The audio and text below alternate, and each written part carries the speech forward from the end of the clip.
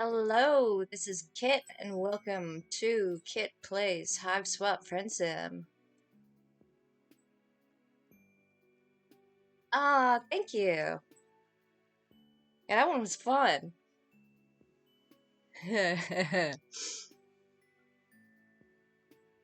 Yeah, should be a good one today. See how I do with voices. I'm not great at it, but whatever. Here we go. Volume 13 of Fate, Fortune, and Fashion. So much meme.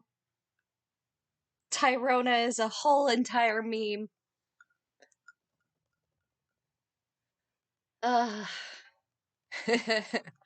Blah, blah, blah, friendship, blah. Love that introduction. Right? I'm so looking forward to that. Alright, Boulder.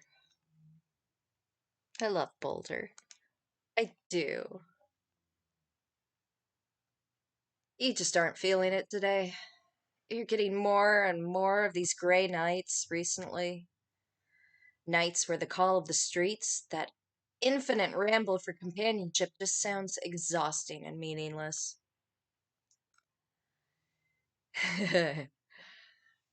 You had days like this back on Earth, too, when getting out of bed just didn't seem worth it. It's called depression. Yeah, I know you're excited to see the matter. I'm looking forward to it, man. So looking forward to it. Alright. The sun is just beginning to slip under the horizon, and usually this would be a sign to rise and shine, or rise and dark. But all you've managed to do so far this evening is make yourself some coffee. You recently mentioned to Tagora that you drink instant, and he was so disgusted that he gave you a coffee machine. He claimed it was an old one he doesn't use anymore, but it still had the price tag on it.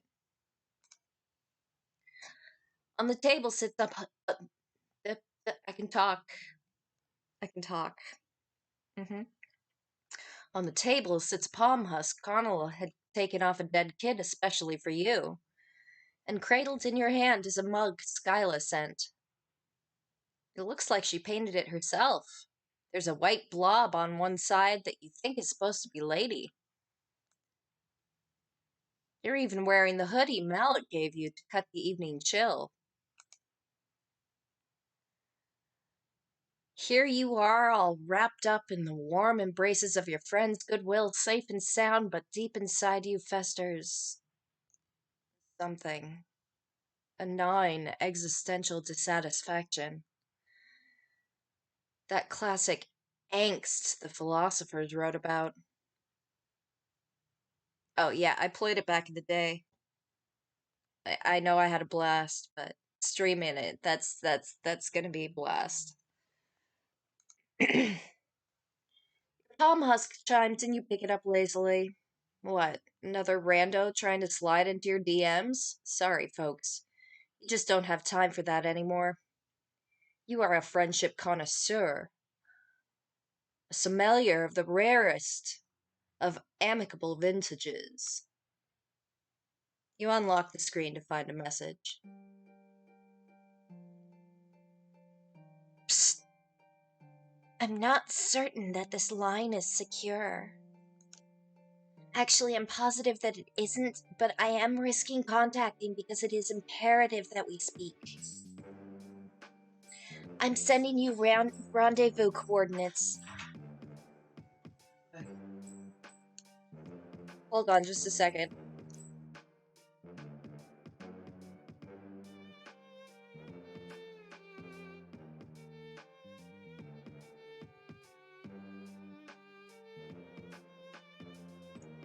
Alright, sorry about that. If you wouldn't mind coming anytime after the sun is set. I realize that this is unorthodox, but please believe me when I tell you that this is not a trick or a trap. I have important information regarding your place on Alternia. You attempt to reply to the message, but there isn't a cursor or anywhere to input text. In fact, there doesn't even appear to be a messenger app open on your phone. It's just a random text box floating in the void. You barely have a chance to read it all the way through before it vanishes and Google Maps opens with an address already programmed in. It's close enough to walk to, which is great, because using your stolen scuttle buggy still makes you a little nervous. You swallow the rest of your coffee and grab your shoes.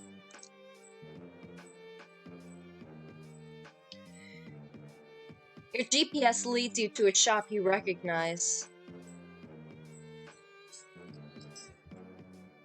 It's the cafe from your weird sort of date with Lynera. It's not too crowded at this time of day. The usual studying crowd doesn't appear to be here.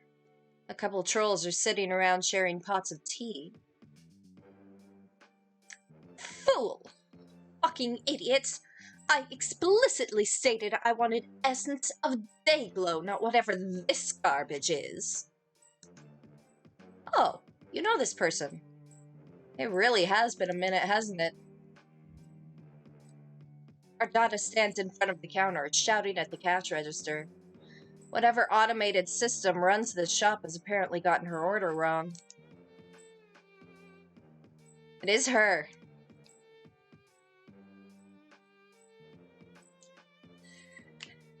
So pretty. It's such a bitch.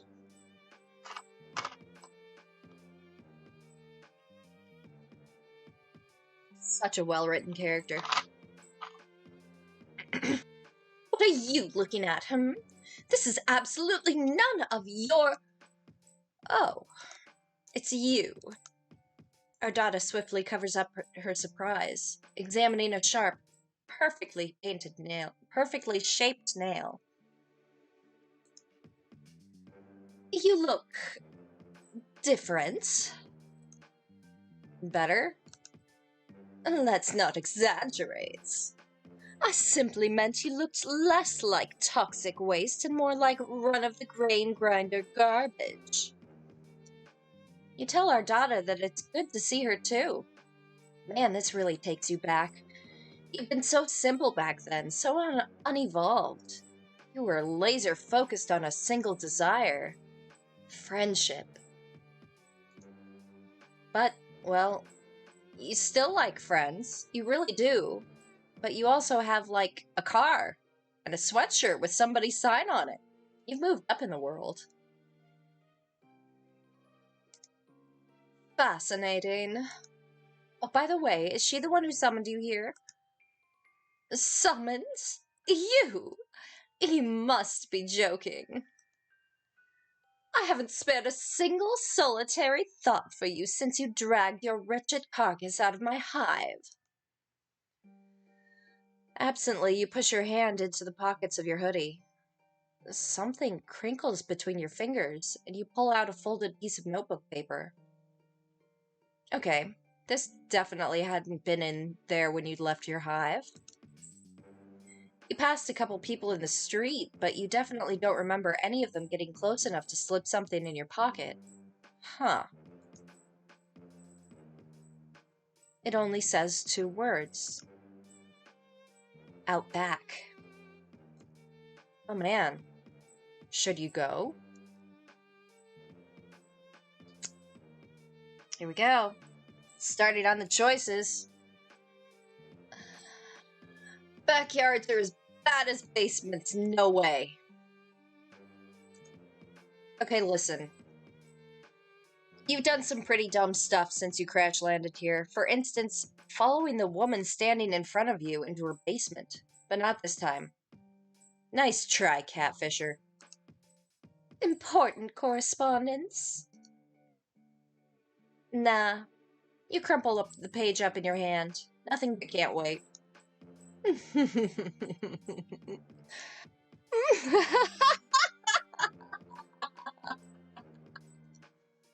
good. Impeccable timing. Just what I was hoping you would say. Friend blocked. Ah. Oh yeah, she's great. She's a horrible person, but she's great.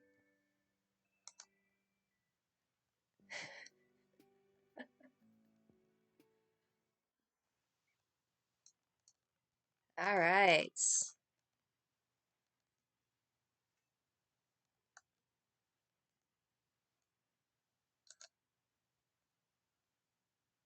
Yes, she's very pretty.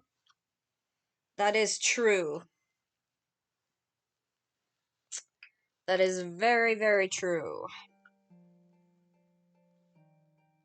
Alright, hold on a sec.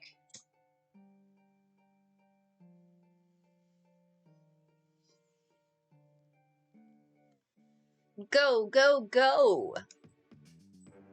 Let's be real here. If you were ever going to refuse a suspicious invitation, you would have done it by now. You would have drawn the line at vehicle theft or murder church or anime club. You can't resist a social engagement. Your tragic flaw. Hey, I guess. Enjoy yourself. You head back through a beaded curtain, half expecting an alarm to ring. How do they keep people from just robbing stores here? Are there, like, lasers and shit? Oh, that is so pretty.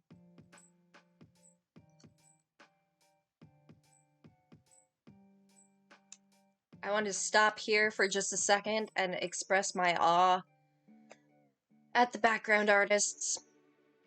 Because just look at that. Beautiful. Lasers. You emerge into a tidy little back garden. None of the plants here are ones you recognize from Earth, but it's still nice. You cross a bridge over a slow-flowing stream and find yourself looking down at a path that blooms into a tight, dizzying spiral. Maybe you're supposed to walk across it and ponder your place in the universe? Your contemplation would be inevitably cut off before it hits its climax because someone is sitting at the center of the spiral. She is a small, compact shape with her hair cut short and choppy around her chin, wearing a shapeless white dress. Really, more of a robe. I've been waiting for you. Thanks for coming. Speaks in a stage whisper, low and full of air, but still loud enough to hear across the path. You pick your way carefully across the spiral, making sure not to mess any of it up, treading only inside the lines. The girl gives you a small, secretive smile. My name's Boulder. You ask her if this is her garden. Does she live here? It's nice, but it's not exactly out of the elements. Actually, it looks like there's some storm clouds rolling in. You're probably gonna get rain soon. Oh yeah, my Recupera-kun is over there under that tree. She smiles again, and you can't tell if she's messing around. In fact, she is entirely unreadable. Like her face is a total reflective surface. And all you're seeing is the cloudy sky and the garden. You can't tell how she feels about you at all. Would you like to sit down? Inside the circle, or...? She looks around like she is only just realizing she's at the center of a complicated geometric pattern. It doesn't matter. I only wanted to see if you would follow the path or trample through it. She does indeed. She lives there.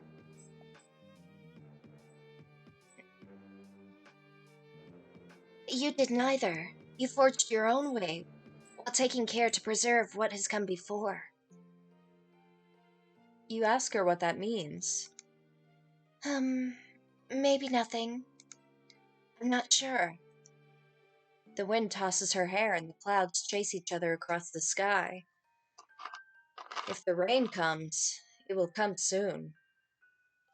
Boulder continues to look at you as you shift awkwardly and shiver, pushing your hands into your hoodie.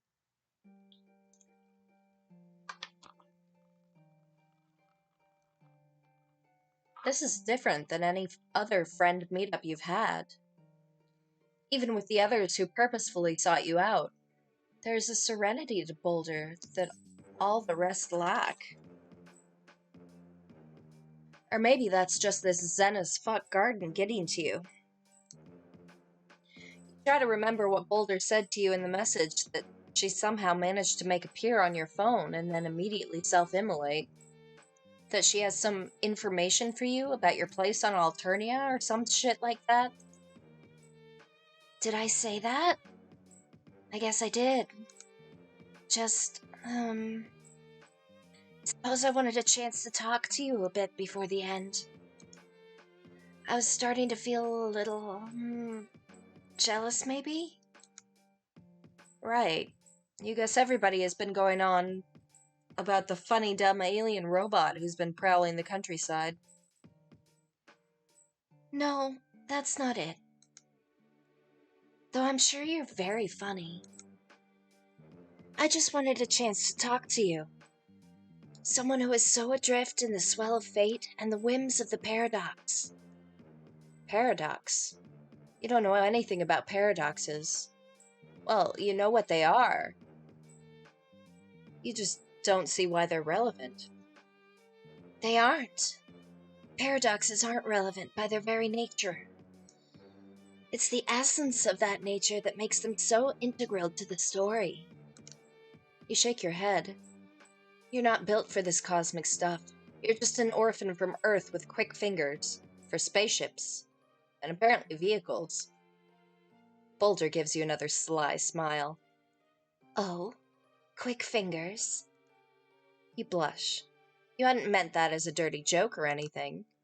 Also, your fingers are nowhere near as quick as hers. She somehow got a piece of paper in your pocket while you were standing in a cafe and she was back here. That's like reverse pickpocketing through astral projection. Boulder laughs. She stands up and moves across the garden path, following the spiral so swiftly and efficiently that she might as well be floating. She drifts over to one of the trees, pulling a coat down from where it's slung over a branch. Love her sign. It's fantastic.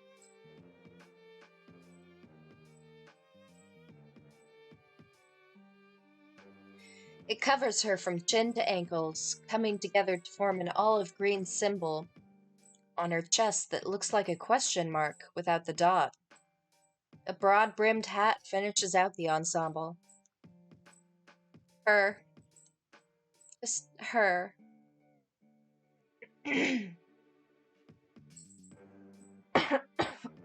Excuse me. I'm not sick, I have allergies, I swear. Well, I can't teach you astral projection. The pickpocketing is actually quite simple. Would you care to learn? Ideally, we'd need a third person to act as the mark, but I think we can make it work. More crime, huh? This one's painful.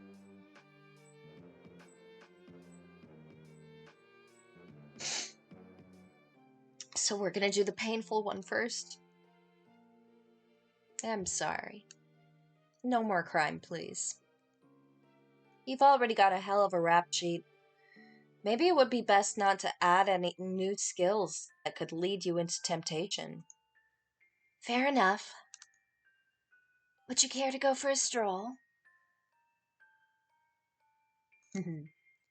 It's a nice night. It's a windy, unsettling night. And it looks like rain. You suppose that's nice, depending on your definition. You'd absolutely love to take a stroll.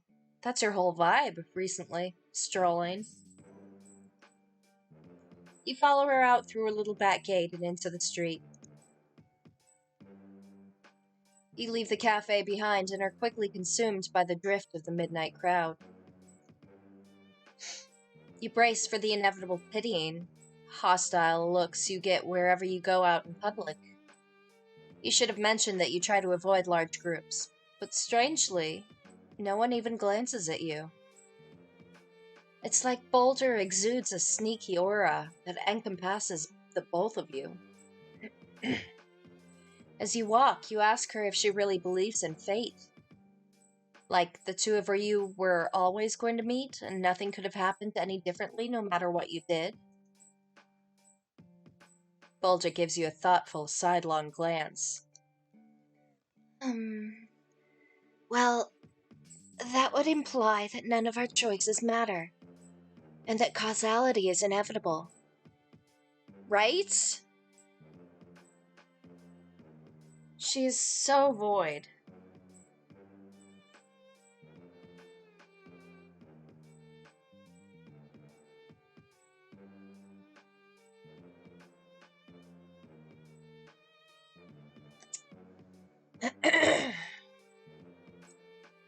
Such void. That randomness is irrelevant, right? Sure? You scamper to keep up with her, both physically and mentally. For someone who asked you to take a stroll, she sure is booking it down the street. Ha ha. Yeah. But that disregards our choices. Fate dictates that all possibilities are, by their very nature, necessities. Or rather, the choice you made was the only one you ever could make. I doubt the universe is that simple. It doesn't sound simple to you. But you hum and nod sagely because you want Boulder to think you're deep. Instead of asking yourself whether you are meant to meet me and meant to be here, it makes more sense to wonder what the forces are that have conspired to bring it into being. Well, that would be exhaustion and ineptitude. You don't exactly remember what happened, but you're sure it involved something stupid like falling asleep at the wheel and drifting off into another solar system. It had been a rough 48 hours, you know. A lot of escaping and running and punching and stealing of high-powered vehicles. Yes, of course. I understand.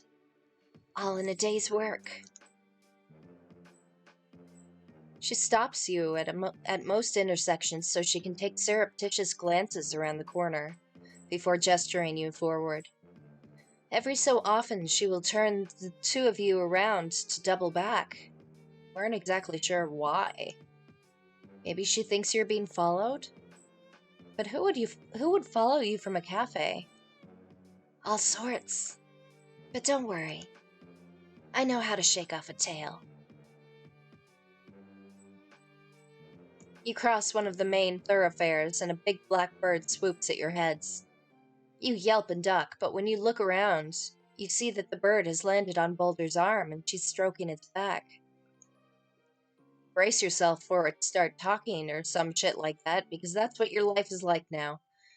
But it just sticks its leg out for Boulder to remove a scrap of paper.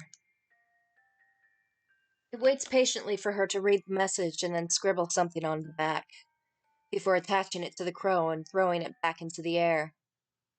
Man, that's some Harry Potter-ass shit. Right? Isn't it?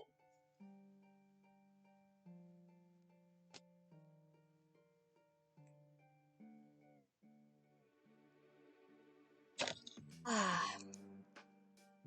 One of my informants wants to rendezvous in meat space. Unusual, but it has been an unusual day. Unusual couple of months, honestly. Yes, of course. You've had it much harder than I have. What was I thinking? Well, you weren't trying to get into a contest of whose life sucks more, but yeah, it's been rough. You appreciate that she can see that. Of all the planets to be forced to, Alternia is, well, not ideal. Not the worst, but you still have my sympathies. Is there anything at all you like about it? What, about Alternia? Well, you're kind of digging this whole night as day thing. You're from a diurnal species, but you've always been a bit of a night owl. Also, not to brag, but you've made some seriously cool friends. Yes, I've been following your exploits. Your friendship acquisition procedures are really quite impressive. Oh, now you're blushing.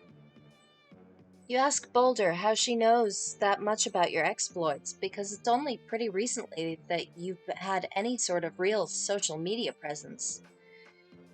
You suppose she could have a Greggle alert like Malik did, but... Quick, around here!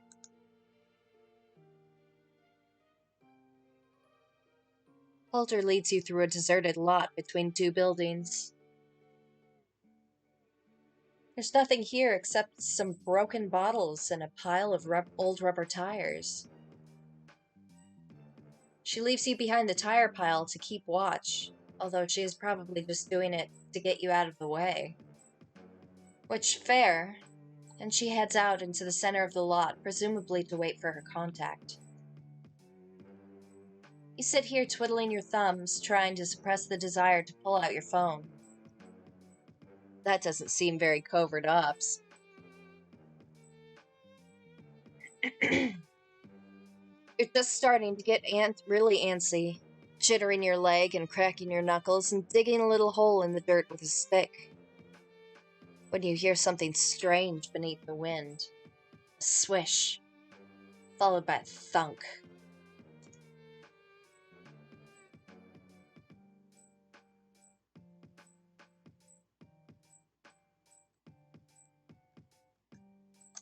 Yeah, I was kind of thinking seer for her. It would make sense. Boulder jerks and clutches her neck. You writhe up from your rubber pile, sending tires flying. You look wildly up at the surrounding buildings, trying to find out where the projectile came from. You don't see anyone, not even a lone gunman. You run for your new friend, not spending a thought for your own safety.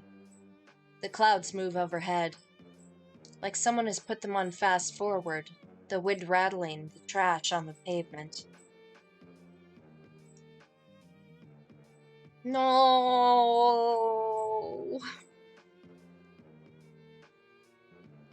By the time you reach Boulder, she has begun to twitch in hard spasms. One look at the blotchy stain spreading across her neck, and there's no doubt. You both say it at the same time. Poison. You fall to your knees beside her. Oh God, what are you supposed to do? You don't know anything about poison or first aid or anything else useful. Told you this route was sad. God, why are you such a fucking waste of space? You could have been gaining some life skills instead of just loafing around like a complete idiot. You... Stop. Don't. There isn't time. Stuff acts fast. Boulder takes hard, gasping breaths between each word. Her eyes are going cloudy. She makes a desperate grab for your hands. Listen. The first time her voice rises above a whisper. Hey, he didn't write it. Hussey didn't write this.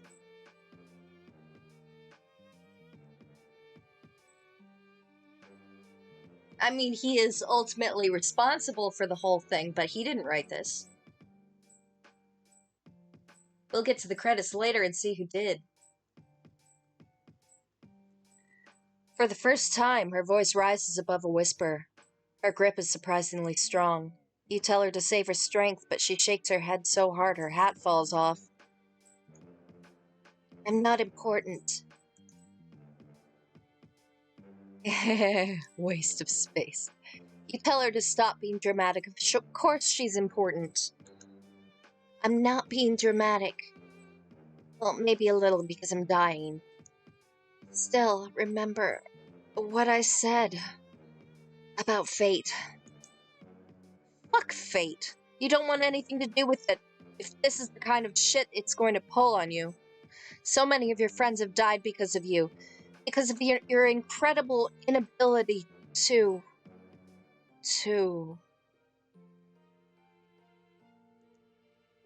The world twists and stutters. Your guts are a record, and that record is skipping. For a moment, you're sure that whoever that poison-shooting bastard is has shot you too. But then your vision clears and you feel the rain on the back of your neck. The world rolling back to you in waves of color and sound. The dark sky splits open on a fault line of lightning. Boulder's hand goes limp in your own. With shaking fingers, you reach out to touch her motionless cheek. Fuck. Fuck! Not again. Why? An uncontrollable wave of despair washes over you as you look down at the corpse of this girl you barely know. Where are all of these feelings coming from?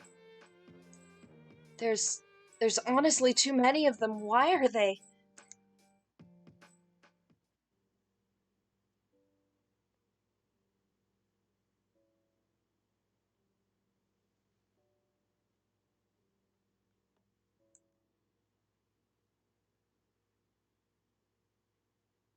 Again? Must I do everything myself?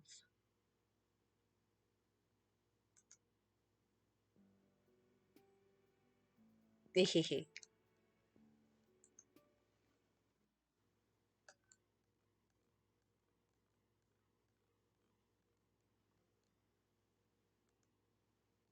Rip.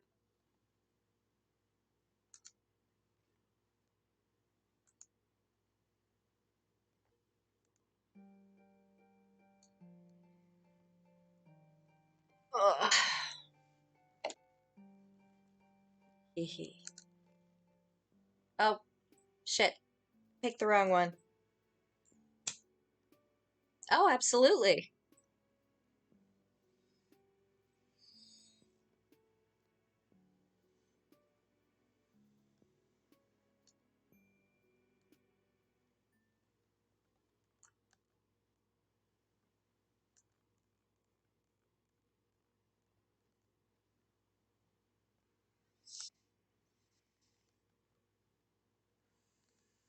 There we go.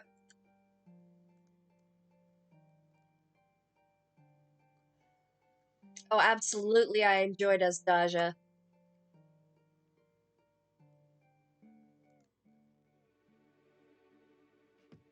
Frickin' making his own cape blow in the wind. His coat. Yeah. That's a responsible use of psionics right there.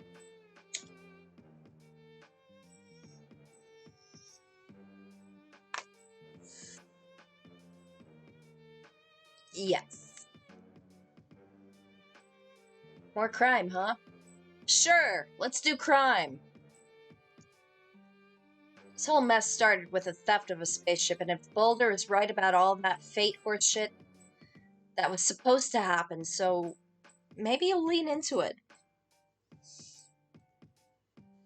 Perfect. The first and most important aspect of the art of pickpocketing is staying unobtrusive. You think about mentioning that walking around in a great big coat and floppy hat is not the most unobtrusive thing you've ever seen? But you aren't the expert here. Also, you're an alien, so you don't really have room to talk. Maybe you should get a big coat like that yourself. You just love ripping looks off of all your friends. Boulder takes you through the basics of criminal sleight of hand. And on the whole, you aren't too bad. In fact, you think you might have a future in it, if you weren't already in the career path of professional friendshipper. You don't know what this has to do with her learning about you or teaching you your place on Alternia, but it's fun and Boulder is a good teacher. If there's one thing this journey has taught you, it's that when something isn't actively painful or destructive, just ride it out. You don't think you'll be going around pickpocketing many trolls. Enough of them already want to kill you. But it's good to have this skill on reserve if you ever need cash fast and don't feel like hitting up any of your rich friends. You wonder if Boulder uses it for anything besides passing notes. Psst. My sources tell me you've been on Alternia for almost 3 paragrees now. You have no idea how long a paragree is, but what the hell, sure. Impressive. No wonder. She trails off thoughtfully and shakes her head. You wish she would say something with some substance to it, instead of just vague nonsense. But at least she isn't threatening you with violence or trying to stick wires into you, so you're counting this interaction successful so far. Also, you feel weirdly chilled out with Boulder. Sure, you want to be friends, but there's none of that stomach-churning, spine-bending desperation to make sure she likes you at whatever the cost. You feel more awake than you have in weeks. Man, you've got to learn to pickpocket in a garden behind a cafe more often if this is what it does to your stress levels. Want to get something to eat? Or maybe just coffee, because that's what they serve here. Sure, you can use another caffeinated beverage on top of the other caffeinated beverage you had earlier. Why not? You'll sleep when you're dead. If only. That was super cryptic. That comment right there. You follow her out of the garden and back into the cafe. Yeah, I'm really picking up seer vibes off of her. Seriously. Who is this now? Yet another friend. Oh, Ardata, you're still here. Of course I am, fool. You were back there for about 10 minutes. 10 minutes? Wow, it felt like way longer than that. Guess you underestimated the power of a good training montage. That's true. That's very true. You introduce Ardata to Boulder with the cheerful earnestness of someone who has forgotten the systemic classism of the planet on which they currently reside. Ardata stops you with an aristocratic sneer. Stop. Before I have to stop you myself. I have absolutely no desire to mix with those so low on the social ladder. What in the world could she have to offer me? You shrug. You're not sure. Maybe friendship? You know friendships between people of different castes are possible. You've seen them happen. Regardless, you feel bad for exposing your newest friend to the vaguely nonsensical abuses of your oldest. Oh, look at that face. I like that face. You see why I like her? She's fantastic. Coulter is great. She is not taking any of Ardata's shit.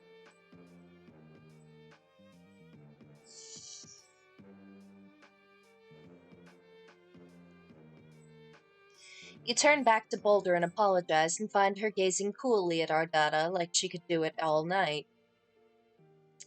There's none of the fear or reverence or false obedience you've seen other lowbloods display to blues. Instead, Boulder looks at Ardata like she's a bug. Worse, A pebble that she would just love to kick out of the way.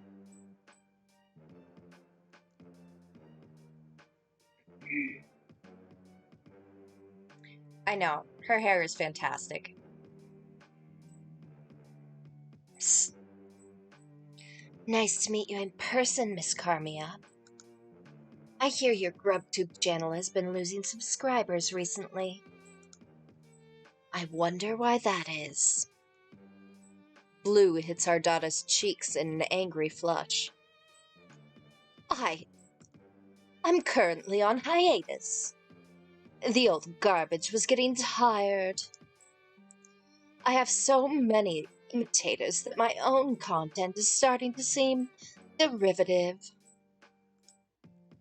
She gives one of her maniacal laughs, but it's a little less robust than usual. Man, the wild tundra of internet fame really is a stark and arid battleground. In fact, I have a new feature in the works as we speak. She holds up a little vial she's been haggling with the cash register over earlier. Poison. I think the best and most expedient process would just be to dose my featured guest's food, and then hide the antidote somewhere in my hive. Unless you have another idea. She smiles, sly and mean. Boulder smiles back, just as vicious. Great. Have fun with that. While Boulder talks, her eyes start flicking from you to Ardada and then down. Again and again. You, Ardada, and down. It takes a couple of go-arounds before you realize what she is telling you. She keeps looking down to your hands, which are stuck in your hoodie pocket. Exactly where you found the note Boulder slipped you. Ardada is carrying a bag that looks expensive and extremely goth. And you can see where the vial of poison is sticking out. Oh man. You know what you have to do.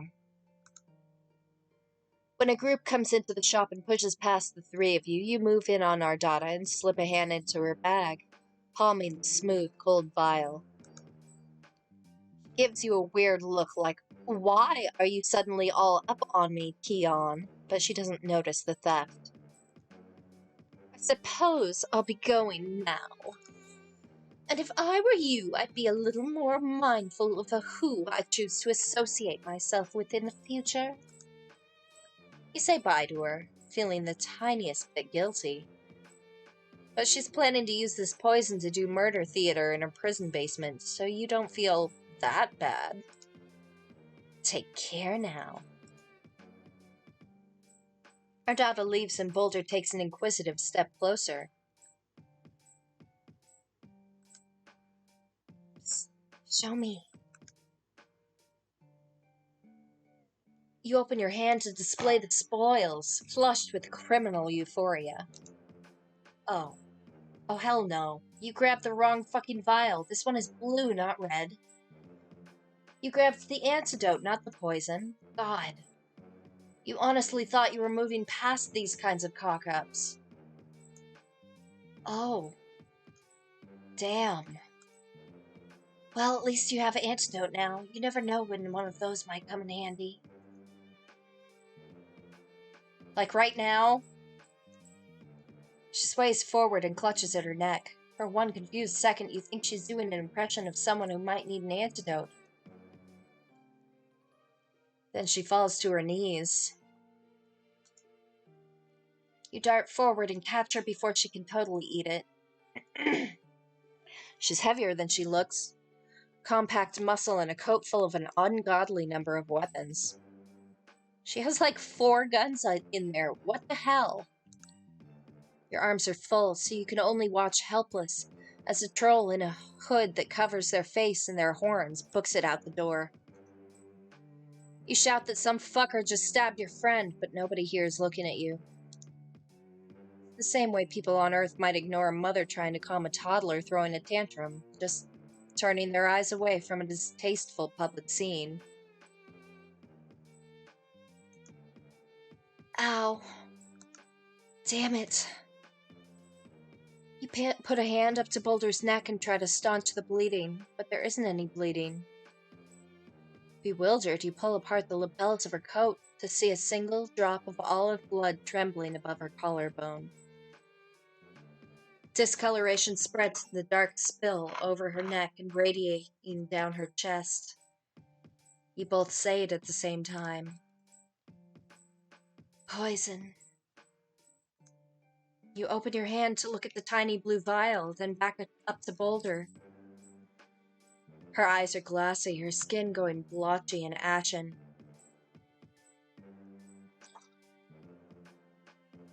There is no reason to believe that Ardada's poison and the poison the assassin used are the same, with the same antidote. It already strains the powers of coincidence that you grabbed the antidote at all. You're probably right. But maybe you should try it anyway? I can't feel my legs. Right. Maybe the mere fact that this is such an unlikely happenstance means it will likely be the right antidote. Everything you've done so far has had the pull of inevitability to it, especially all of your interactions with Boulder. Great. Awesome. I'm glad you're realizing your inherent significance to this particular microcosm of causation. Now, can you please pour that stuff in my mouth so I can swallow it and possibly not die? You help Boulder tip her head back and put the vial to her lips. At the last minute, you wonder if it's supposed to be diluted, but Boulder gulps the whole thing down and immediately begins to shake. Smoke billows out of her nostrils and open mouth, and holy shit, what is going on? This doesn't seem like any type of antidote to you. But then the smoke clears and Boulder opens her big yellow eyes. How does she feel? Alive. Marginally. She lets you help her to her feet. You immediately pull her into a fierce yet gentle hug. It's wild to undergo someone else's near-death experience. You feel like you know her way better than one montage scene's worth. Another new friend. Yeah, I know, that was weird. That's a weird antidote thing. Super weird. Ugh. Not so tight. You ease up a little. All the tea sippers are staring at you now. Death apparently isn't interesting, but the possibility of some quadrant-adjacent stuff, they are suddenly all about. Sorry, assholes. Just you and your new friend sharing a touching post-near-fatal encounter. Nothing to see here. Didn't die! Yay! Huzzah! Alright, I'm gonna take a quick break. I will be right back.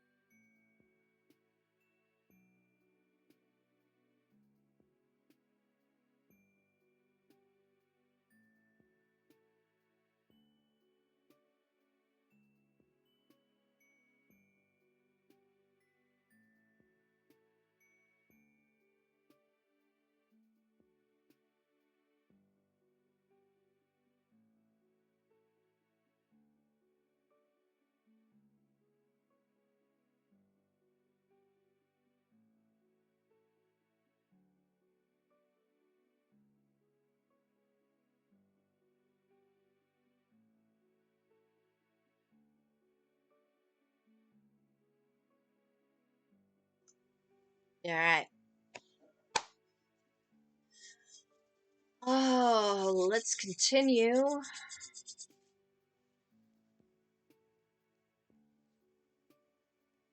Thank you.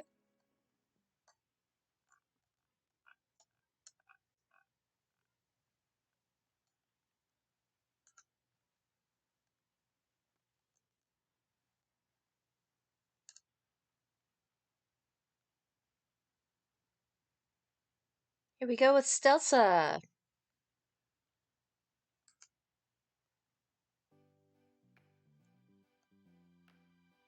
And before I start,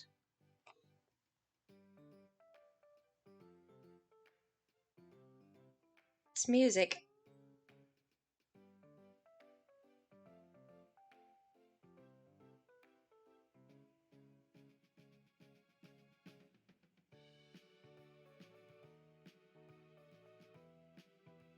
What does that remind you of?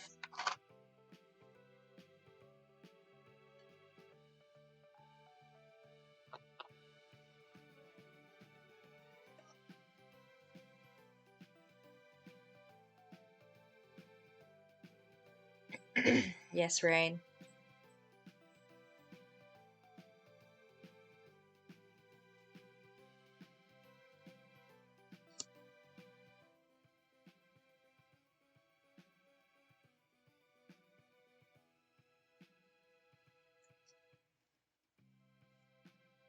I don't remember which one, but it's one of those family sitcoms from the 90s.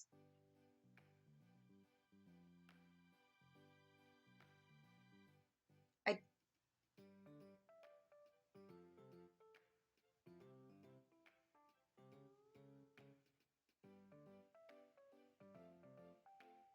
Yeah.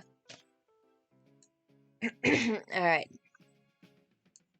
Okay, so it turns out stealing a car was easily one of your better impulse decisions. You've gotten accustomed enough to its weird insides by now that the squishiness doesn't much faze you anymore. It still feels like the warm stomach of some giant creature, but you actually find it kind of comforting. You can just let yourself get enveloped by the seat while the autopilot does its thing. Getting ferried through the streets of Alternia with your feet up on the dash sure beats endlessly pounding the pavement. Sometimes you even throw Sarava's stream on your phone if you really want to get the chill vibe going. Surprised that you haven't been caught yet, dastardly carjacker that you are, but maybe you're just a better thief than you've always thought. A possible career change to look into if you ever get back to Earth. The downside is it's a little difficult for you to further your goal of gathering even more friendship from the inside of a vehicle. So you parked the scuttle buggy and exposed yourself to the menaces of outside world once more. You're in what looks like some sort of residential neighborhood. It isn't as nice as the blue blood neighborhoods you've seen, but still nice enough for most of the apartment complexes to have imposing locked front gates and security drones.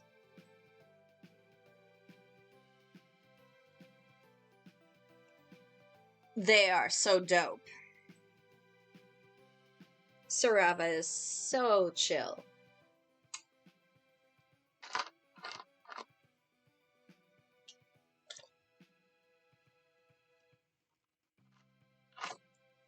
I blame the bug vape.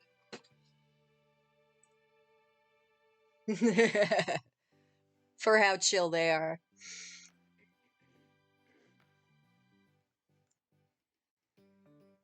But of course, you can't take a leisurely stroll on Alternia without something terrible happening.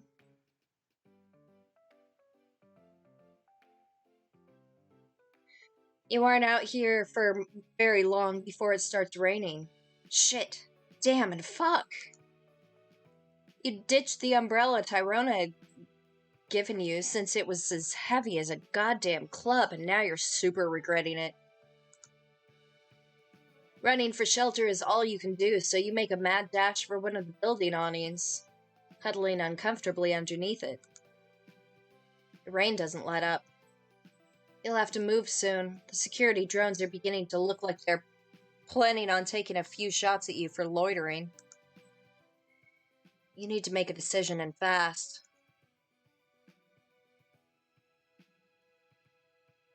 Let's run back to the scuttle buggy. It's parked a ways down the street, but if you run fast enough, you might be able to make it. You abandon the security of the metal awning, launching yourself back into the minor apocalypse that is regular Alternian weather. You should have been able to guess how this was going to go. The raindrops are too dense for you to successfully dodge them all. And your delicate human body isn't built to withstand nuclear-ass rain. You probably would have had better luck with the security drones. Well, that didn't work.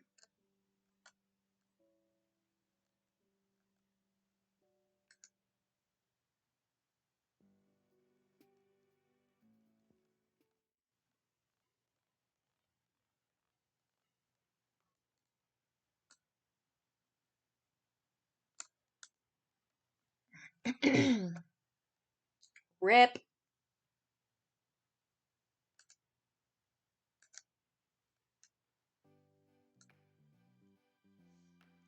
Let's try and get into one of the buildings. There's no way you're getting into any of these without a passcode, but wait. You think you see someone coming your way? Perhaps they'll be your knight in shining armor? So, what you're telling me is that my appointment is cancelled? Still some distance away, but she's looking right at you. You point at yourself questioningly, thinking she might be talking to you, but then you realize she's wearing a Bluetooth headset. Jeremy used to be so on the ball. Remember the time he gave me a full-pronged beautifying procedure right after that high blood ripped his arm off? But now he can't bounce back from one little thresher in the abdominal sausages. What happened? That boy is losing his touch. Looks like she's coming back from a jog. If they're running shorts or anything to go by.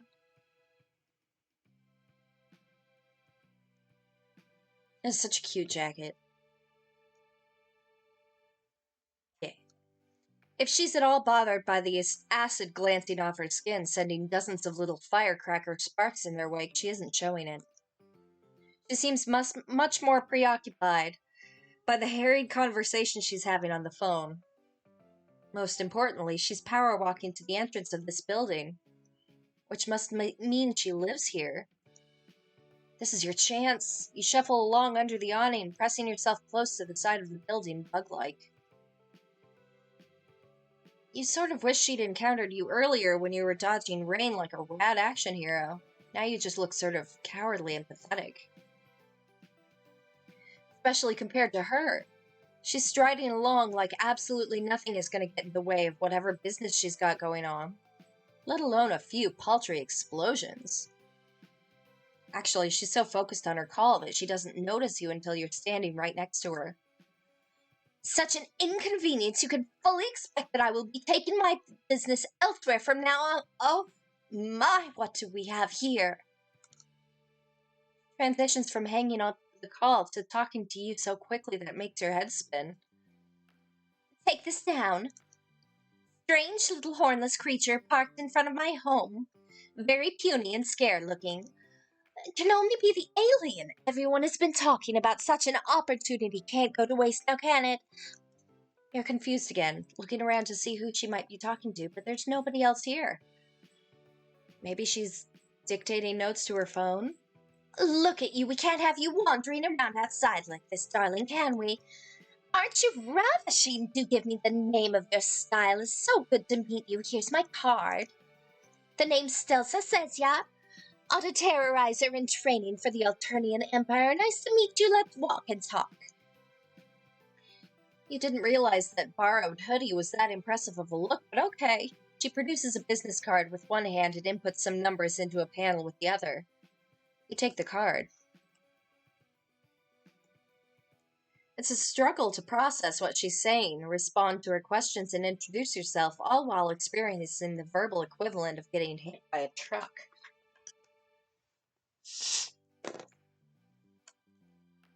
How is it possible to talk so fast without taking a breath? She is adorable. You can barely get a word in edgewise.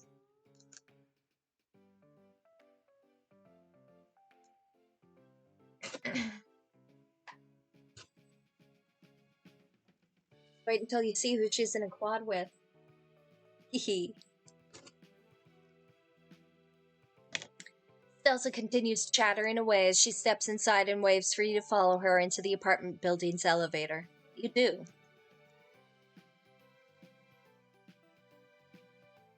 So tell me, do you run any business on your planet? If you do, I would be more than happy to offer my services. They are very efficient and affordable, I can assure you. All your legal and financial documents will be checked over in no time. I'll make sure everything is running at tip-top shape. I'm so happy to run into you. Ever since Zizi told me she met you, I've been asking her to introduce me. It's so very important for a professional to continue to grow her network, especially intergalactically. Don't you agree? She's still busying herself with her phone while talking to you, texting on its tiny keyboard now. The name Zizi doesn't ring any bells. You flip through the Rolodex in your brain, trying to remember. You really made so many friends that you're beginning to forget their names? You're a little impressed with yourself. It feels like only yesterday that you were crawling around in the basement of a murderess and getting stabbed in the chin with a screwdriver. Just a single friend to your name. Good times. You've come so far since then. It brings a single sentimental tear to your eye. Wait. Stelsa's own name finally starts to register. You've heard it before. This is Tysius's matesprit, so she must be talking about Tysius. Murderous stabbing. Very fascinating stuff, I'm sure. Yes, I'm referring to my darling Tysius, of course. You're at the door to her hive. She unlocks it, letting you both in. Come in, come in. Welcome to Shay Says Yet. Make yourself at home. Can I get you anything? Water, grub cake, my rate sheet?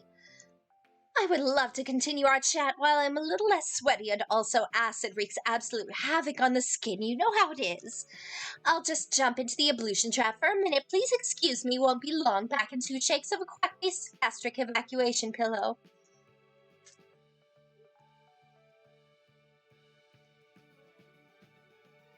Let's look around for a minute.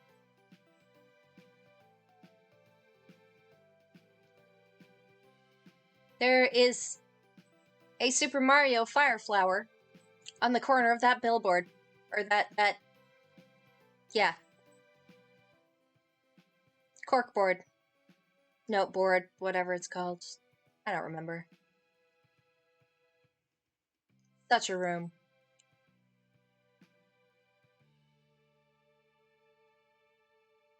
Most of it is very neat and organized, and then there's just the one little corner.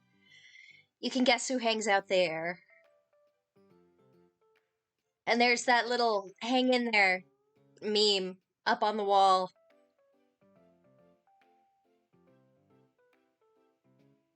And of course she has a stair stepper.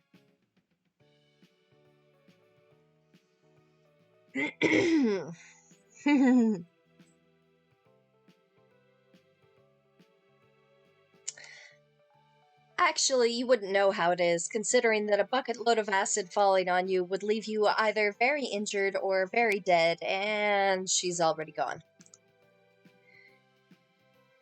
Yes.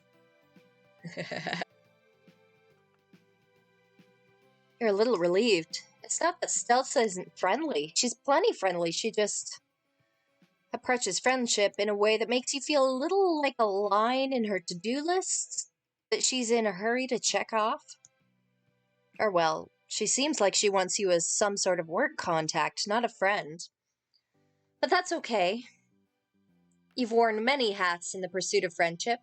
Clown cultist, impromptu shushpapper, murder accomplice. Business associate is one of the tamer ones on the list. Now that you no longer have to keep up with her mile-a-minute conversation, you can take a proper look around her hive. You're not sure what's more perturbing, the sheer amount of pink that's accosting your eyeballs, or the fact that everything is so painstakingly organized that it's making you a little uncomfortable. It's like you're merely standing is disrupting the careful order of the room. Her shelves are crammed full of books, all neatly arranged according to topic, with each topic displayed on a little label on each shelf. She also has a lot of posters featuring motivational slogans underneath striking nature photography. The only normal-looking spot in the hive is a coffee table with a mishmash of personal belongings piled on top of it. Books, papers, a jacket. You think that might be a mug? None of those items strike you as being particularly Stelza's style. The overall effect is that of a very pink, very neat office cubicle. You almost feel like you should start chugging mediocre coffee and complaining about how much you hate Mondays. So sorry to have kept you waiting. Towel. That's a look. I'm sorry, she's just adorable. Stelza reemerges, her hair wrapped in a towel. Well, it's been a blast getting to know you. We should get lunch sometime. Keep the conversation going. I'll pencil you in, darling. But for now, I have a bit of a dilemma to deal with. That sounds worryingly like a dismissal. You sneak a glance at the schedule on her bulletin board. It's a blaze of color, with barely any free slots. You don't want to be penciled in. You have no idea when she might be available next, and you need her sweet, sweet friendship now. Maybe whatever problem she has is something you can help with? Unless you're a ludicrously talented beautician, I think not. My usual place bumped me off their list, and right before a very important meeting, too. A girl has to look her best for these things to really knock their socks off. If I want to make arrangements at another salon, I shall have to move fast, no time to waste.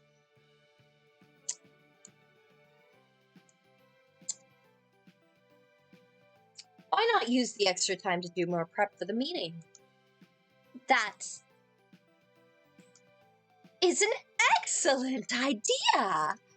I visited this potential client's establishment a wipe ago, but it was a quick one. I could do well to cast my gander bulbs around the place properly.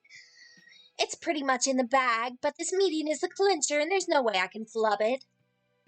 Having Ramel Namak as a client would be too good of a clucky plume in my pen lid for me to chuck the opportunity in the load gaper. Ramel? You totally know her. How about that?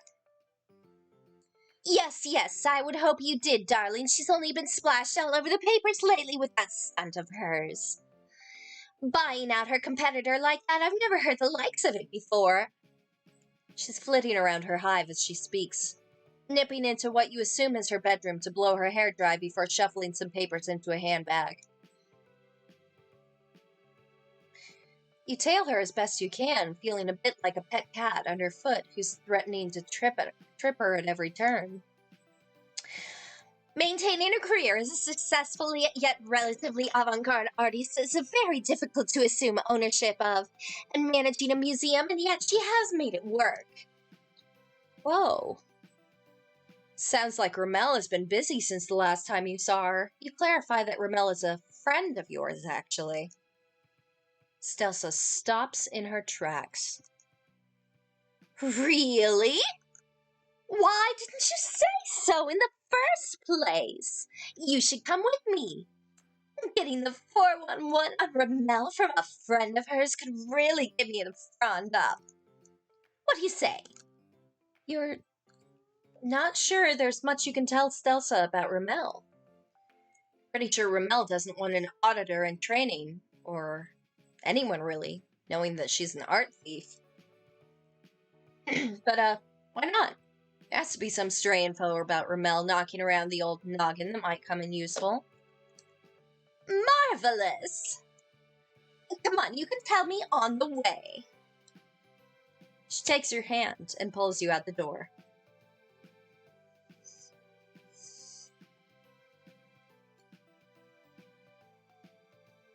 You offer Estelsa a ride in your totally not stolen scuttle buggy. It's still raining, but she shields you both with an umbrella that's almost as big as you are, and you walk to where it's parked. You get in, put some tunes on for the road, and head off. Once you're on your way, you admit to Stelsa that most of your and Ramel's conversations had involved her bouncing ideas off of you for her webcomic, but you're still happy to answer any questions she might have about Ramel's overall deal. You're expecting her to be disappointed, but her eyes practically light up. What a privilege! To be completely truthful, I am quite the fan. I have been following her webcomic for a while. She admits this kind of sheepishly. Does she think that liking comics is embarrassing? Of course not! Okay, maybe a little. It seems irresponsible to spend time on something as flippant as comic on the internet when I have so much other business to attend to, lots of irons in the fire over here. Achievements don't achieve themselves, you know. Maybe, but hobbies and downtimes are important too. You never feel more rested than after you've let yourself do absolutely nothing but enjoy a good comic. What? She looks at you blankly. You know, rest? Oh, I always make sure to get enough recuperation every day. No concerns there, to be sure. What you're talking about is a bit different from getting enough sleep, but you try a different tack. Why is she taking this job with Ramel anyway? Isn't she busy enough with her training? Well, sure, I have that internship with the Alternian government as well, but there can never be enough experience under one's belt. You're beginning to see what the problem is. You get the feeling that Stelsa might be a bit of a workaholic, just vaguely. She ever considered... You're so involved in trying to convince Stelsa of the merits of getting her chill on that you didn't realize there's anything wrong. Not until Stelsa lets out a shriek that almost bursts your eardrums. Fiddlesticks, we can't go this way. There's road work happening here. The scuttle buggy must be operating with an outdated map. Switch it to manual and turn us around. Quick! Quick! The roadwork Stelsa is referring to is a bridge with a do not enter sign hastily put up. Beyond the sign, the bridge is peppered with enormous holes. Some look big enough for the entire car to fall through easily.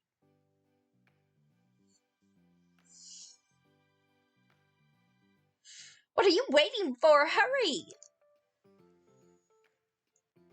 Well, there is one small problem. You can't drive. Oh! Watch nuggets!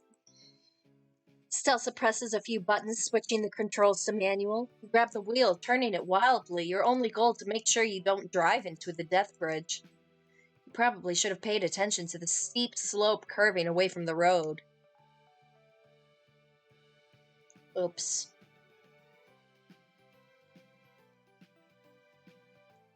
You both yell as the scuttle buggy neumes downwards at full tilt. Miraculously, it doesn't tip, but it does slam into a power line, sending the two of you lurching forward. If it wasn't for the unnerving lung-like airbags that inflate in front of you, you would have shot out the front window. Anxiously, you ask if Stelsa is okay. Stelsa doesn't seem too concerned about whether she's injured or not. She's making a futile attempt to push the airbags out of the way so she can get out of the car. There's no way we'll make my meeting on time now. And I look an absolute mess.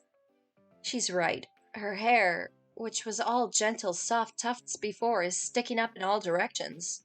And her glasses have smashed in the collision. Why did I think this was a good idea? I should have just walked. Thanks for nothing. Art might have survived the crash. But if Stelsa's cranky expression is anything to go by, your budding friendship with her wasn't as lucky. Fashion faux pas! Aw, poor Stels.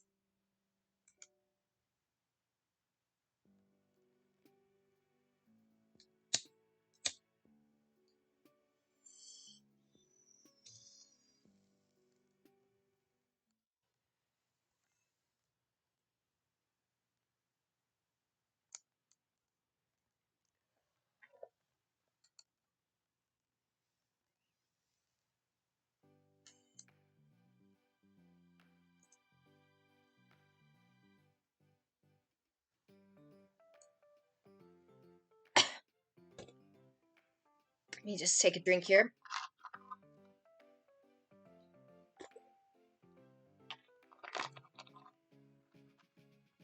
And we will say, who needs a beautician when you're around?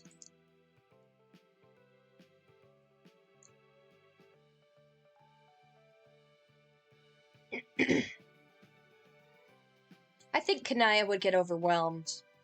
Stelsa is a bit much. You have absolutely no professional beauty experience, but Sarava did give you that crash course in crafting great looks. Stelsa is probably after a vibe that's a little less moisture wave. But you're sure you can whip something up. You tell her that you'll have her get ready that you'll help her get ready instead, right here in her hive. Oh! How nice of you. I've never had a house call before. Let's do this. Look at that Recooper Coon.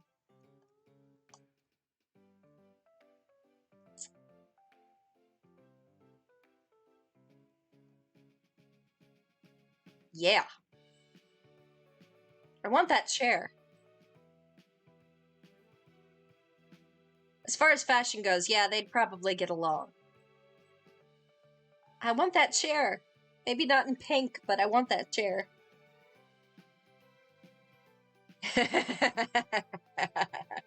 Yeah.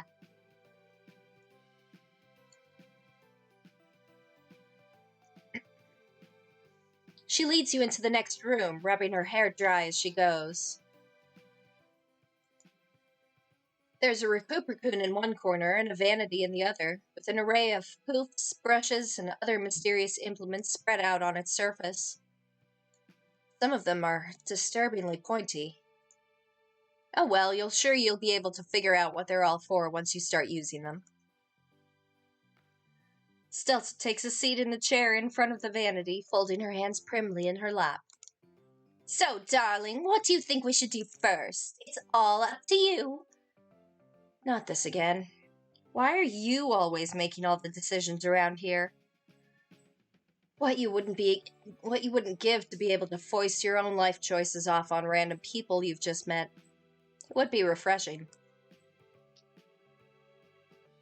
Oh dear.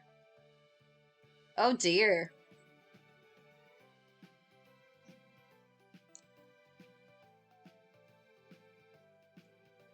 I'm gonna do it. Polish the horns. You pick up a velvety piece of cloth, bringing it up to Stelsa's head. There's only one thing this can be for, right? Wait, what are you doing with that? Polish her horns to an impressive sheen, of course. They'll be positively gleaming by the time you're done with them. He grabs your wrist with one hand before you can do so. She's deceptively strong, holding you in such an ironclad grip that you can't move your arm at all. You'd been low-key admiring her toned arms earlier, but now you know for sure that the rack of hot pink dumbbells in the living room aren't just for show. Instead of looking pleased with what you propose to do, she looks uneasy, perhaps even a little embarrassed. Polish my...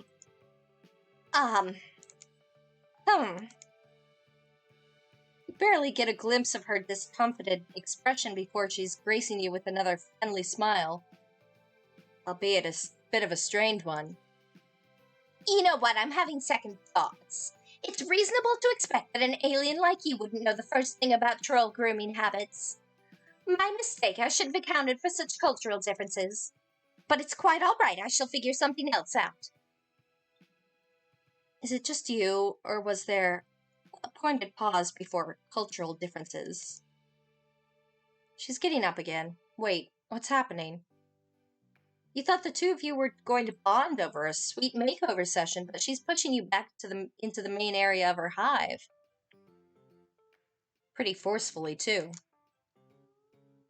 Thank you for offering your help, dear. So very kind of you, but I'll manage. Great to meet you. Just wonderful. Call me. Take care. Have a nice life. Toodles. Goodbye. She shoots you another lovely yet very clearly fake smile and shoves you out the door. You'll be able to wait out the rain just fine in this hallway, but being sprawled on your ass on Stelsa's welcome mat all by your lonesome just isn't the same as hanging with a new friend. Oh. Game over.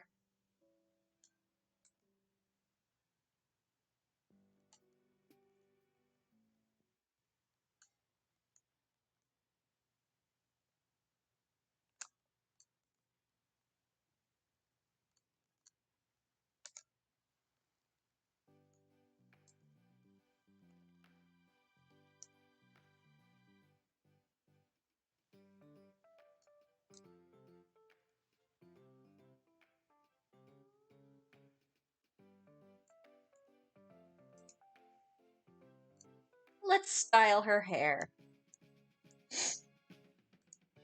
The first order of business should be drying Stelsa's hair. Pick up a funnel-shaped doohickey that looks like it might be a hairdryer, fumbling around for a button. There isn't one. But you manage to turn it on by giving it a good squeeze. The mouth of the funnel opens wide, emitting a hot blast of air along with a coarse animal yell. You think you might actually see teeth inside? Just don't think about it too much. That's the best you can do when it comes to literally any Alternian gadget.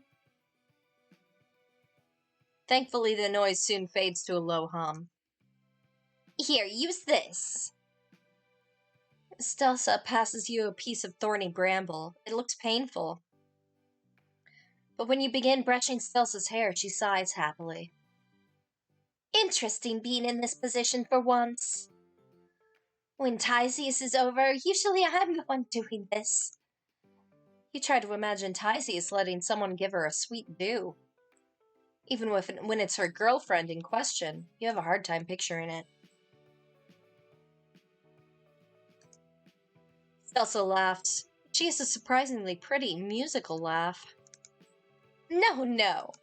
My dear Zizi isn't one for involved beauty rituals.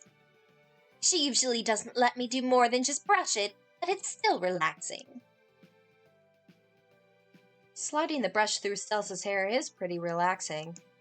You allow yourself to zen out for a moment before shaking yourself out of it, casting around for something to talk about. That's what good hairdressers do, right? Strike up casual conversation. Your eyes fall on an open book sitting on the table. It's the only object there that doesn't have anything to do with hair care or beauty, so it stands out like a sore thumb. Just like the items on the coffee table, it's strewn too haphazardly to look like it belongs to Stelsa. You think you see some of the tabs Tysius was using on the notes for her group project. And if you look even closer, you think you catch the words revolt and history on the page header. Right. As Tysius' mate sprit, Stelsa probably has big plans for dismantling the system from the inside too, after she becomes an auditor. You remark that you think it's really cool what she and Tysius are doing. It might be scary to stick it to the man like that, but someone has to do it. Okay, it's not exactly light conversation, but talking to Tysius about this has been so enlightening, if sad. And you've really bonded over it. Maybe you'll be able to bond with Stelsa the same way? But Stelsa only looks confused. Then her eyes flick down to the book just for a second before she reaches out, smartly snaps it shut and squirrels it away in one of the drawers. The sound of the drawer slamming makes you jump, and you narrowly avoid pulling Stelsa's hair.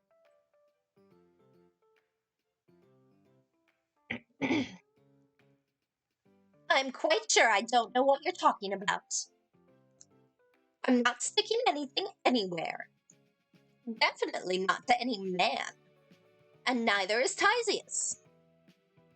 She's sitting straight and tense in the chair now, her voice soaring to a high bordering on hysterical pitch. Oh no. She probably doesn't know you're on their side. Tysius might not have told her about your conversation. It's okay, you're not going to tell anyone. You're sworn to secrecy. But Stelsa averts her eyes, a stubborn set to her chin. Again, I have no idea what you're talking about, not a single clue. Tysius and myself are both law-abiding citizens, subjects of the Empire. We don't dabble in such foolish things as sympathizing with rebels. What would that possibly accomplish?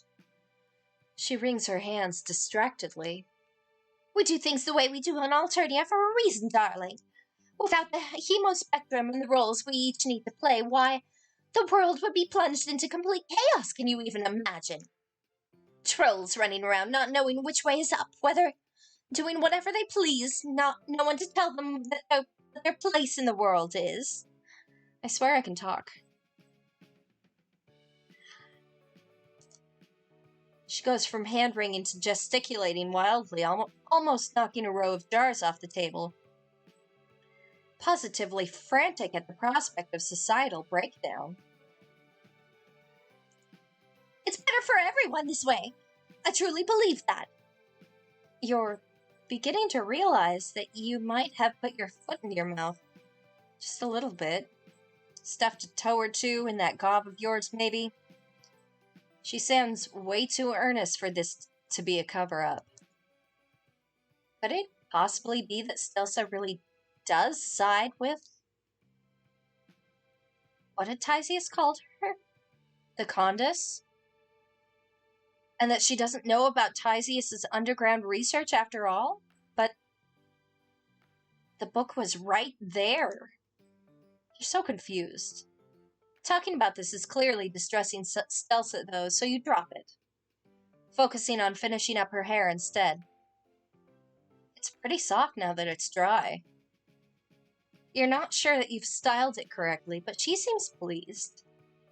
Great work. Nice. Fantastic. You did an excellent job. You glow at the praise. You'd say thanks, but she's already passing you a bottle of nail polish. She really wants you to go all the way, huh? You twist it open and get to work.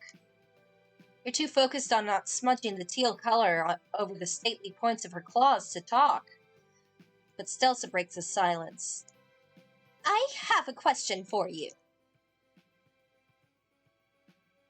You nod, sticking your tongue out in concentration. So I have this acquaintance. This is the most tentative you've heard her so far. You weren't sure her vocal cords were capable of it. They are in a quadrant with someone who harbors views most would consider subversive, if not outright treasonous. She's obviously talking about herself and Tysius. But you don't want to point that out in case she gets upset again. So you just nod along thoughtfully.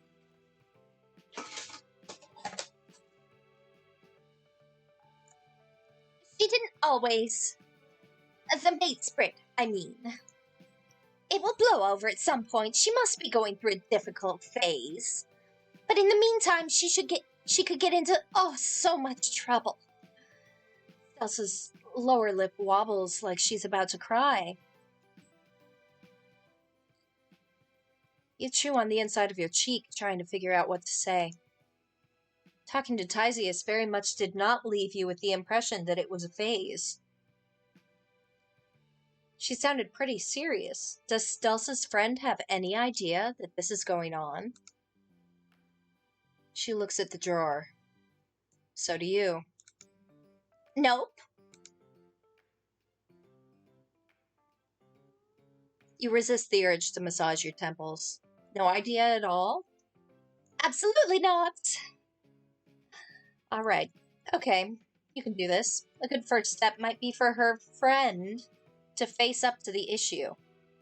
You know, if there's the chance that they have the tiniest inkling about what might be happening. So the two of them can talk about it. Talk about it? Yeah. You're no expert, but open discussion probably helps with relationship problems quite a bit. Plus, you ruminate to yourself, the more you think about it, the less it seems that Tizius leaving her controversial book out like that was an accident. He was right in front of Stelsa's chair, after all. Maybe Tizius wanted Stelsa to see it? You'd slicked the last bit of color onto Stelsa's pinky claw a while ago, but you're both too wrapped up in the conversation to suggest that you move on to something else. She lets the polish dry while the two of you continue to talk. But my friend does not agree with her mate's sentiments. Discussing it would just cause unnecessary friction, wouldn't it? Maybe, but even so, addressing the issue is probably better than pretending it isn't there. Besides, quadrant mates can coexist regardless of differing beliefs, right? Yeah, you don't sound convincing even to yourself, but the platitudes seem to comfort Stelsa somewhat. Maybe you're right. Carefully, mindful of her just-dried nails, she wipes away a few tears, much to your horror. Was that the wrong thing to say? But then you notice that she's smiling. I've not spoken about that to anyone before now. Telling you about it was truly a load off my bellows sac cavity. I'm certain my friend will be as grateful as well as I shall relay your advice accordingly as soon as I can. You smile back at her weakly. You haven't been able to relate to very much when it comes to Alternian life, but boy can you relate to relationship drama. And trolls sure seem to have plenty of it. You hope everything turns out all right. For her friend. Since her voice is all sniffly and her eyelashes still wet, you retrieve a frilly box of hand tissues and hold it out to her, hoping that will help. She pulls out a few and blows her nose on them with a sad honking noise. I should finish getting ready. She seemed reluctant to get up, though. You'd probably be the same, knowing you had to head to a serious business meeting after spilling your heart like that. Experiencing emotions is tiring. Eventually, though, Stelsa musters enough energy to get to her feet. Much to your surprise, instead of immediately rushing off to complete her next pre-meeting task, she pulls you into a tight hug. Thank you. You're a real friend. And there it is. Not colleague, not potential client, but that wonderful friendship word. Friends forever. Aww. All right.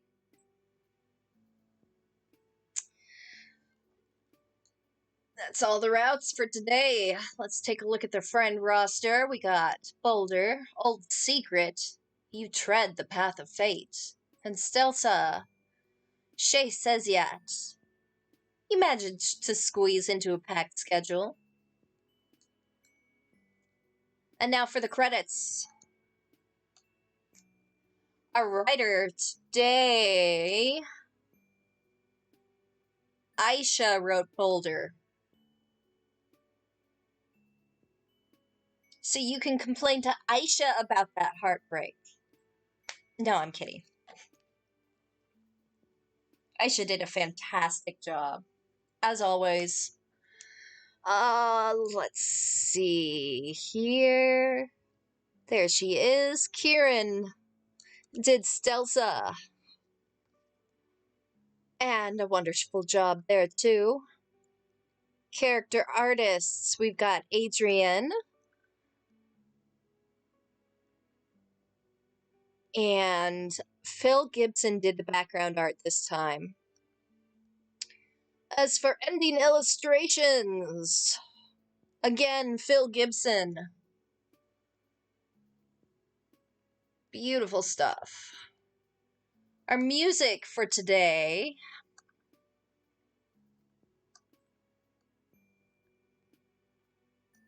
by James Roach. Stelz's theme was, imagine, if you will, a sitcom wherein I wrote the bulk of this song at 4 a.m. and then woke up only to discover the monstrosity I had created in my fleeting hubris. And also Boulder's theme, Old Secret. Alright. That is that. Well, thank you for joining me. This is Kit, about to sign off. I will be working on uploading these to YouTube tomorrow. I've got so many to upload. And here is my YouTube channel. Again. Thank you. Good night. Alright, and with that, I'm going to stop the recording.